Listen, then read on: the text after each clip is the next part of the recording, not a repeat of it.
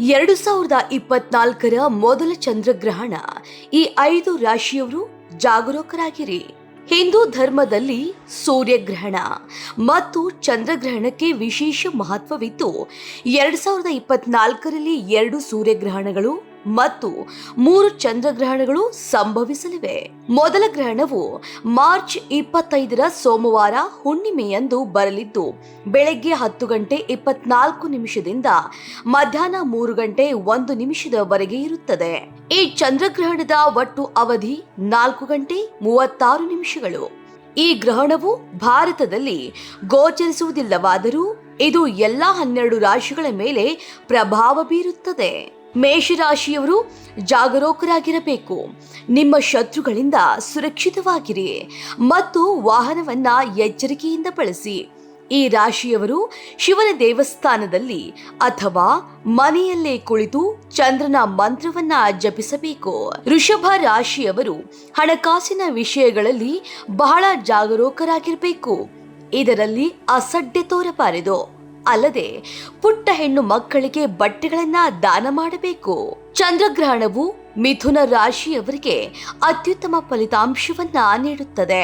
ಕೆಲಸಕ್ಕೆ ಸಂಬಂಧಿಸಿದ ಚಿಂತೆಗಳು ದೂರವಾಗುತ್ತವೆ ಮತ್ತು ಉತ್ತಮ ಅವಕಾಶಗಳು ಲಭ್ಯವಾಗುತ್ತವೆ. ಈ ರಾಶಿಯವರು ಹಸುವಿಗೆ ಸೇವೆ ಮಾಡಿ ಆಹಾರವನ್ನ ನೀಡಬೇಕು. ಕರ್ಕಾಟಕ ರಾಶಿಯವರು ತಮ್ಮ ಮಾತನ್ನ ನಿಯಂತ್ರಿಸಬೇಕಾಗುತ್ತದೆ. ಇಲ್ಲದಿದ್ದರೆ ಸಂಬಂಧಿಕರೊಂದಿಗಿನ ಸಂಬಂಧಗಳು ಹದಗೆಡೋದಿಕ್ಕೆ ಹೆಚ್ಚು ಸಮಯ ತೆಗೆದುಕೊಳ್ಳುವುದಿಲ್ಲ. ಬಡವರಿಗೆ ಅಥವಾ ದೇವಸ್ಥಾನಕ್ಕೆ ಸಕ್ಕರೆ ಮಿಠಾಯಿಯನ್ನ ದಾನ ಮಾಡಬೇಕು. ವರ್ಷದ ಮೊದಲ ಚಂದ್ರಗ್ರಹಣವು ಸಿಂಹ ರಾಶಿಯವರಿಗೆ ಉತ್ತಮ ಫಲಿತಾಂಶಗಳನ್ನ ನೀಡಲಿದೆ.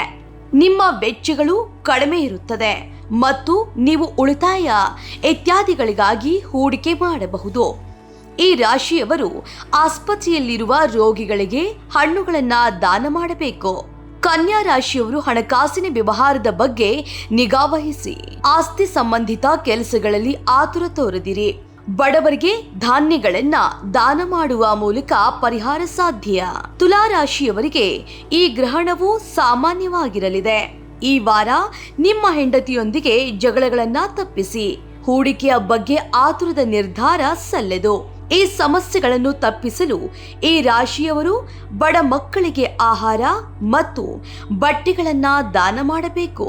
ವೃಶ್ಚಿಕ ರಾಶಿಯವರು ತಮ್ಮ ಆರೋಗ್ಯದ ಬಗ್ಗೆ ನಿರ್ಲಕ್ಷ್ಯ ವಹಿಸಬಾರದು. ಈ ಸಮಯದಲ್ಲಿ ನೀವು ಕೆಲವು ಸಮಸ್ಯೆಗಳ ಬಗ್ಗೆ ತುಂಬಾ ಚಿಂತಿತರಾಗಿರಬಹುದು. ಈ ರಾಶಿಯ ಜನರು ಗ್ರಹಣದ ಪ್ರಭಾವವನ್ನ ತಪ್ಪಿಸಲು ಶಿವನ ದೇವಸ್ಥಾನದಲ್ಲಿ ಬಿಳಿ ಬಟ್ಟೆ ಮತ್ತು ಅಕ್ಕಿಯನ್ನ ದಾನ ಮಾಡಬೇಕು. ಧನು ರಾಶಿಯ ಜನರು ತಮ್ಮ ಆದಾಯ ಮತ್ತು ಖರ್ಚಿನ ಸಮತೋಲನವನ್ನ ಕಾಪಾಡಿಕೊಳ್ಳಬೇಕು. ಯಾವುದೇ ಕೆಲಸದಲ್ಲಿ ಆತುರ ಪಡಬೇಡಿ. ನಿಮ್ಮ ಕೆಲವು ಕೆಲಸಗಳನ್ನ ಪೂರ್ಣಗೊಳಿಸಲು ಕಷ್ಟವಾಗಬಹುದು. ಈ ರಾಶಿಯವರು ದೇವಸ್ಥಾನದಲ್ಲಿ ಸಿಹಿ, ಹಣ್ಣು ಇತ್ಯಾದಿಗಳನ್ನ ದಾನ ಮಾಡಬೇಕು. ಈ ಗ್ರಹಣವು ಮಕರ ರಾಶಿಯವರಿಗೆ ತುಂಬಾ ಒಳ್ಳೆಯದು. ಎಲ್ಲ ಬಾಕಿ ಕೆಲಸಗಳು ಪೂರ್ಣಗೊಳ್ಳಲಿದ್ದು ಮನಸ್ಸಿಗೂ ನೆಮ್ಮದಿ ಸಿಗಲಿದೆ.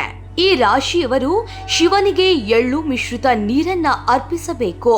ಕುಂಭ ರಾಶಿಯವರಿಗೆ ಈ ಚಂದ್ರಗ್ರಹಣದಿಂದ ವಿಶೇಷ ಲಾಭ ದೊರೆಯಲಿದೆ.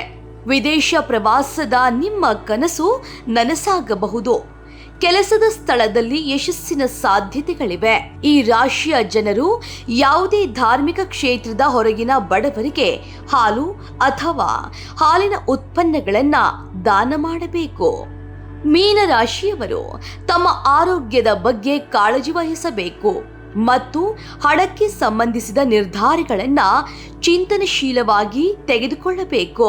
ಈ ಜನರು ಮಾನಸಿಕ ಗೊಂದಲಗಳನ್ನ ತಪ್ಪಿಸಬೇಕು. ಈ ರಾಶಿಯ ಜನರು ಪಕ್ಷಿಗಳಿಗೆ ಧಾನ್ಯವನ್ನ ನೀಡಿ.